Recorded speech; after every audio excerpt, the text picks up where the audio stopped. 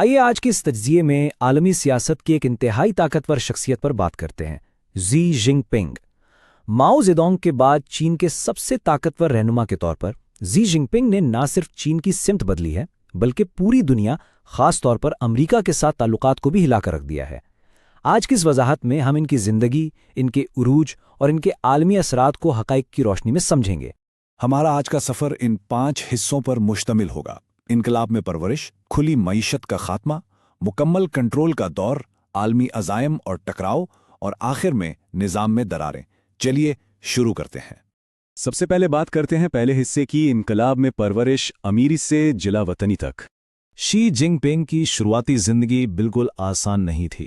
سوچئے، ایک بچہ جو ایک اعلیٰ اور اہم خاندان میں پیدا ہوا، لیکن جب وہ صرف 9 سال کا تھا تو اس کے والد کو ماؤ نے پارٹی سے نکال دیا اور سب کے سامنے ذلیل کیا، یہاں تک کہ شی کی اپنی والدہ کو بھی مجبوراً ان کی عوامی سطح پر مذمت کرنی پڑی۔ پھر 1968 آتے آتے اس نوجوان کو گاؤں کے گاروں یعنی کیوز میں 7 سال تک سخت مشقت کے لیے بھیج دیا گیا۔ پر یہاں دلچسپ بات یہ ہے کہ سب کے باوجود انہوں نے سسٹم سے بغاوت نہیں کی بلکہ اسے اور گہرائی سے اپنایا۔ اور یہ بات اس مشہور قول سے بالکل واضح ہو جاتی ہے کہ اگر زندہ رہنا ہے تو ماؤسٹ طرز عمل یعنی ٹول کٹ میں مہارت حاصل کرنی ہوگی، باقیوں سے زیادہ سرخ یعنی لائل بننا ہوگا۔ انہوں نے اپنے ان سخت حالات کو دیکھ کر یہی سبق سیکھا کہ یہاں بقا کا واحد راستہ مکمل کنٹرول اور نظریاتی وفاداری ہے۔ اب آتے ہیں دوسرے حصے کی طرف، کھلی معیشت کا خاتمہ اور سمت میں آنے والی بڑی تبدیلی۔ دیکھیے، ماؤ کے وفات کے بعد کا جو دور تھا، خاص طور پر ڈینگ شیاؤپنگ کا زمانہ، اس میں چین نے دنیا کے لیے اپنے دروازے کھول دیے تھے۔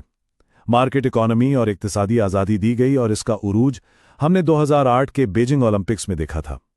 اس وقت ایک غیر اعلانیہ سماجی معاہدہ تھا، عوام سیاست سے دور رہے اور پارٹی انہیں امیر بننے کا موقع دے گی۔ لیکن شی جن کے آتے ہی یہ تصویر بالکل بدل گئی۔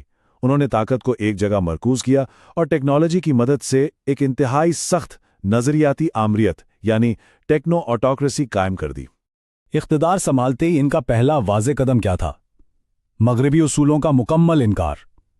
ڈاکیومنٹ نمبر 9 کے نام سے مشہور 2013 کی اس داخلی ہدایت نے آزادی صحافت، انسانی حقوق اور جمہوریت جیسی اقدار کو باقاعدہ سازش قرار دیا، اور اس کے فوراً بعد ہی ملک میں کرپشن کے خلاف ایسی وسیع مہم شروع کی گئی جس میں دشمن اور غیر وفادار ساتھی سب کو راستے سے ہٹا دیا گیا۔ تیسرا حصہ، مکمل کنٹرول کا دور اور اس کے نتیجے میں ہونے والے داخلی کریک ڈاؤنز۔ اگر ہم آج کے چین کو دیکھیں تو یہ دنیا کا سب سے وسیع ٹیکنو آٹوکریٹک نظام ہے۔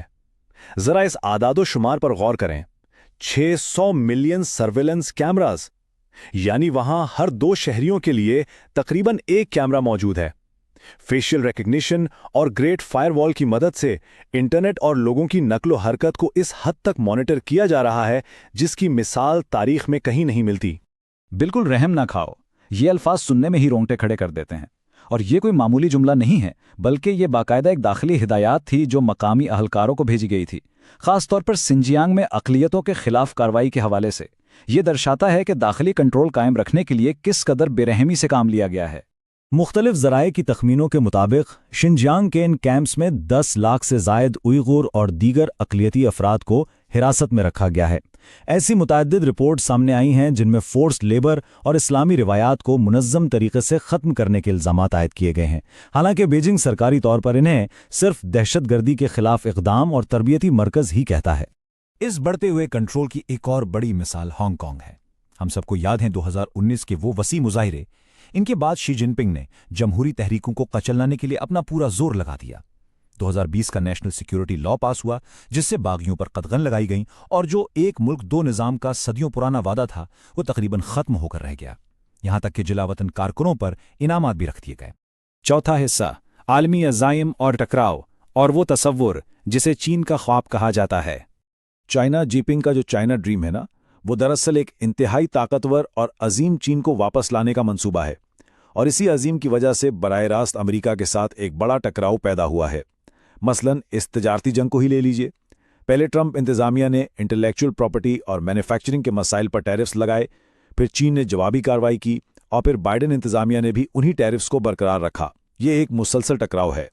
लेकिन यहाँ एक हैरान कुन फैक्ट देखें, अमेरिका की उन मुसलसल और सख्त तिजारती पाबंदियों के बावजूद नतीजा थोड़ा मुख्तलिफ निकला। अमेरिकी तिजारती खसारा अपनी तारीख की बुलंद तरीन सतह $891 बिलियन तक जा पहुंचा, और इस सब में आम सारिफीन को मसनूआत की कीमतों में इजाफे का नुकसान बर्दाश्त करना पड़ा।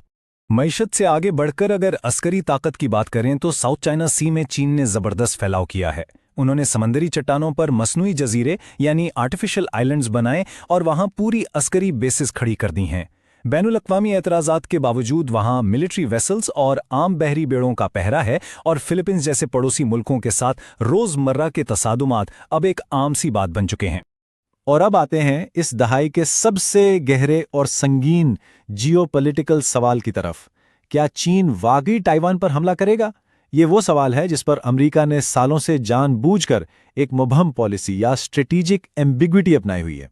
इस मसले की पेचीदगी को समझना जरूरी है। जराए बताते हैं कि शी जिनपिंग ताइवान के इंजमाम को अपनी पार्टी की बका के लिए बिल्कुल लाजमी समझते हैं। तज्जिया निगार इस सिलसिले में 2027 को एक अहम साल कहते हैं जब इनकी अस्करी तैयारी मुकम्मल हो सकती है, मगर ताइवान के दुश्वार गुजर पहाड़ी इलाकात किसी भी हमले के लिए बहुत बड़ी रुकावट हैं। और सबसे अहम बात, शी जिनपिंग यकीनन यूक्रेन की जंग को बहुत गौर से देख रहे हैं, जिससे उन्हें अंदाजा हो रहा होगा कि एक ऐसी मुदाखलत किस कदर मुश्किल हो सकती है।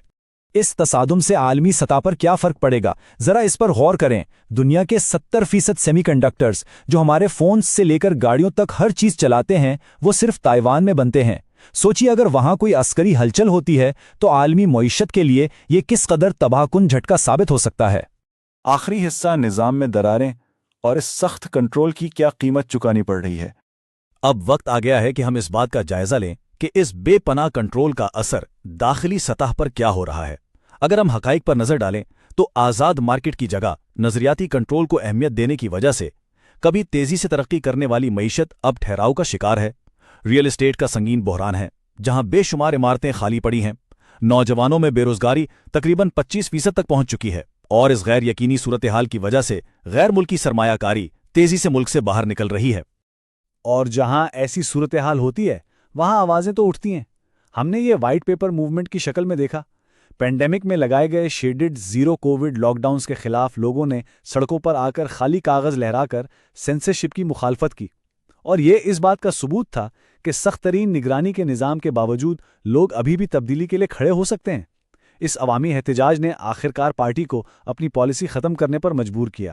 तो हम अपने आखिरी और सबसे अहम सवाल पर आते हैं।